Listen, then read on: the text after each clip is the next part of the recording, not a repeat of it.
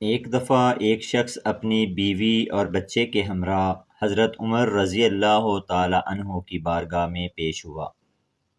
وہ شخص حضرت عمر رضی اللہ تعالی عنہ سے کہنے لگا، اے وقت کے خلیفہ، میرا اور میری بیوی کا رنگ سرخ ہے۔ میری بیوی نے یہ بچہ پیدا کیا ہے، اس کا رنگ کالا کیوں ہے؟ مجھے ایسا لگتا ہے کہ یہ بچہ میرا نہیں ہے۔ میری بیوی نے کسی کے ساتھ بدکاری کی ہے، جس کی وجہ سے اس بچے کا رنگ ہم دونوں کے ساتھ نہیں ملتا۔ وہ شخص بار بار اپنی بیوی پر الزام تراشی کر رہا تھا۔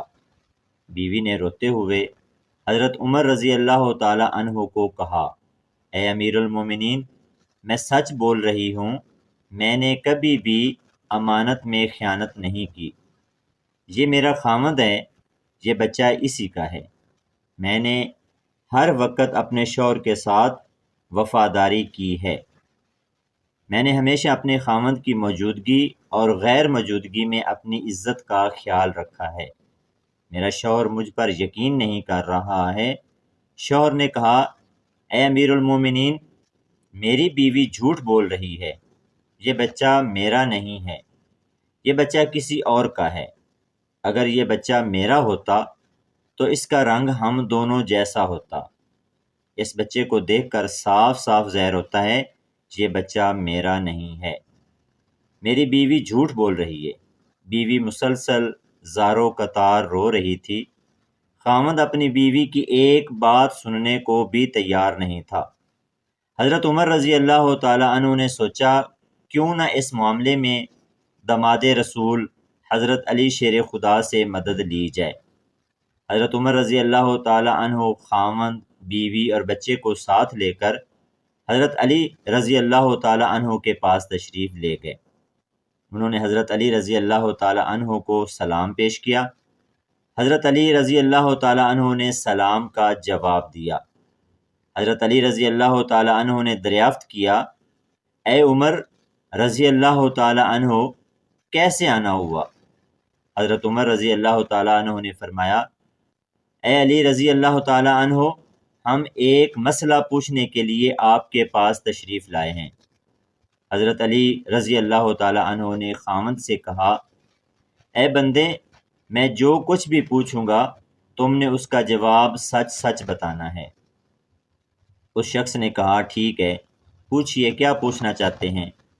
حضرت علی رضی اللہ تعالی عنہ نے پوچھا، اے اللہ کے بندے، جب تیری بیوی حالت حیض میں تھی، کیا تو نے اپنی بیوی کے ساتھ ہم بستری کی تھی؟ یہ سوال سن کر آدمی نے کچھ لمحے کے لیے خاموشی اختیار کی، پھر کہنے لگا، ہاں یہ بات سچ ہے کہ میری بیوی حالت حیض میں تھی تو میں نے اپنی بیوی کے ساتھ ہم بستری کی تھی۔ حضرت علی رضی اللہ تعالی عنہ فرمانے لگے، اے بندے، یہ بچہ تمہارا ہی ہے، بلا وجہ اپنی بیوی پر الزام تراشی نہ کرو۔ جب تو نے بیوی کے ساتھ حیض کے دنوں میں ہم بستر کی تھی تو تیرا نطفہ تیری بیوی کے سیاہ خون کے ساتھ مل گیا، جس کی وجہ سے بچے کا رنگ سیاہ ہو گیا ہے۔ اگر تم بیوی کے ساتھ حالت حیض کے دنوں میں ہم بستری کرو گے تو بچے کالے اور بدصورت ہی پیدا ہوں گے۔ اے شخص، آج کے بعد یہ بات اپنے ذہن میں بٹھا لو کہ قرآن اور حدیث میں حیض کی حالت میں ہم بستری کرنا حرام اور سخت گناہ ہے۔ اگر کوئی بندہ اس بات کا علم رکھتے ہوئے بھی اپنی بیوی کے ساتھ ہم بستری کرتا ہے، اللہ تعالیٰ ایسے بندے سے سخت ناراض ہو جاتا ہے اور وہ بندہ جلدی ہی اللہ تعالیٰ کی سخت پکڑ میں آ جاتا ہے۔ اب ہم آپ کو بتاتے ہیں کہ معذور اور کمزور بچے کن گھروں میں جنم لیتے ہیں۔ مدینہ منورہ کا واقعہ ہے کہ ایک خوبصورت اور جوان لڑکی کی شادی ایک بوڑھے آدمی سے ہو گئی۔ شادی کی پہلی رات میاں بیوی نے ہم بستری کی، اتفاقاً شوہر کا اسی رات وصال ہو گیا۔ دلہن حاملہ ہو چکی تھی۔ جب بیوی نے بچے کو جنم دیا تو لوگوں نے اس لڑکی پر طرح طرح کی الزام تراشی کرنا شروع کر دی کہ اس کا میاں تو پہلی رات ہی انتقال کر گیا تھا۔ اس لڑکی نے جس بچے کو جنم دیا ہے وہ بچہ حرام کا بچہ ہے، اس کے خامد کا نہیں ہے، کیونکہ وہ تو پہلی رات ہی مر گیا تھا۔ پھر یہ بچہ کیسے پیدا ہو گیا؟ اس بوڑھے کی یہ دوسری شادی تھی۔ بوڑھے کا پہلی بیوی سے ایک لڑکا تھا، اس لڑکے نے اپنی سوتیلی ماں پر الزام لگانا شروع کر دیا۔ وہ کہنے لگا کہ اس عورت نے کسی کے ساتھ زنا کیا ہے، یہ بچہ میرے باپ کا نہیں ہے، یہ بچہ حرام کی اولاد ہے۔ یہ الزام میں پیش پیش سوتیلا بیٹا تھا، کیونکہ وہ چاہتا تھا کہ کسی طرح دنیا والے یہ مان لیں یہ بچہ میرے والد کا نہیں ہے، بلکہ اس عورت کی حرام کاری کا نتیجہ ہے، تاکہ والد کی ساری وراثت کا حقدار میں ہی ٹھہروں، کہیں یہ بچہ میرا برابر کا شریک نہ ہو جائے۔ اس وجہ سے بوڑھے کے بڑے بیٹے نے اپنی سوتیلی ماں پر الزام تراشی کی کہ میرا باپ تو شادی کی پہلی رات ہی مر گیا تھا، تو یہ بچہ کہاں سے آ گیا؟ دیکھتے ہی دیکھتے وہ بچہ 4 سال کا ہو گیا اور چلتا چلتا یہ معاملہ بھی قاضی کی بارگاہ میں پہنچ گیا۔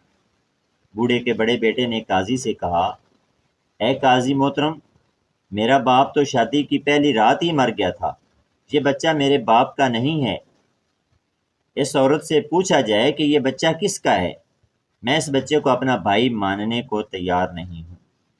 سوتیلا بیٹا کچھ گواہوں کو اپنے ساتھ لے کر آیا تھا، گواہوں نے بھی یہی گواہی دی کہ اس کا باپ تو پہلی رات ہی مر گیا تھا، یہ بچہ اس کا بھائی نہیں ہے۔ یہ باتیں سن کر قاضی کو یقین ہو گیا کہ یہ بچہ عورت کی بد چلنی کا نتیجہ ہے۔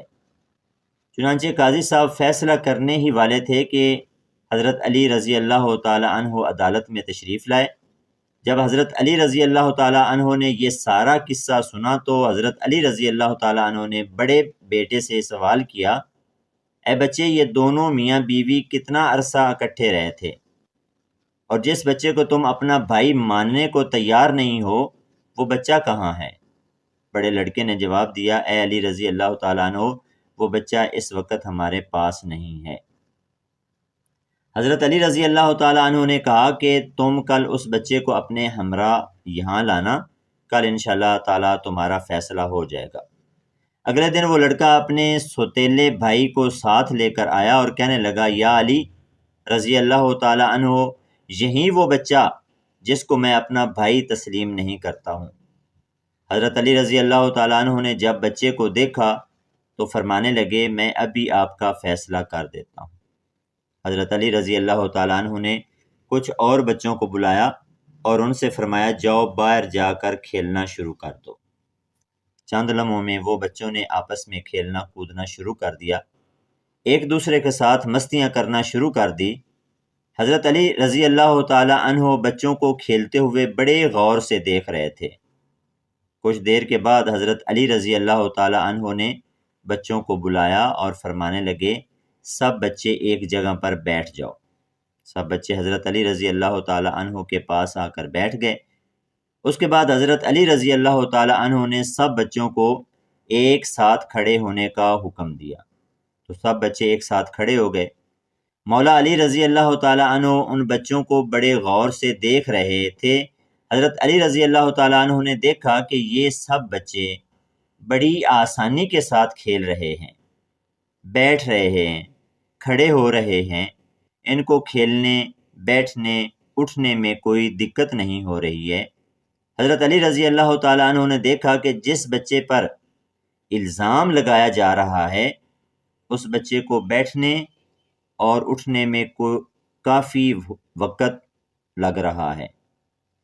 آپ رضی اللہ تعالیٰ عنہ نے فرمایا اور فیصلہ یہ سنایا کہ یہ بچہ اسی بوڑھے شخص کا ہے، کیونکہ اس بچے میں کچھ کمزوریاں ہیں جس کو دیکھ کر یہ ظاہر ہوتا ہے کہ یہ بوڑھے باپ کا بچہ ہے۔ باقی سب بچوں کو کسی قسم کی دقت نہیں ہو رہی ہے، وہ بآسانی سے چلتے پھرتے اور کھیلتے ہوئے نظر آتے ہیں، ان میں کوئی کمزوری نظر نہیں آ رہی، کیونکہ وہ جوان باپ کی اولادیں ہیں۔ اللہ پاک سب کو صحت مند اور خوبصورت اولاد سے نوازے، آمین۔ ناظرین، کومنٹ سیکشن میں اللہ تعالیٰ کے 99 ناموں میں سے ایک نام ضرور ٹائپ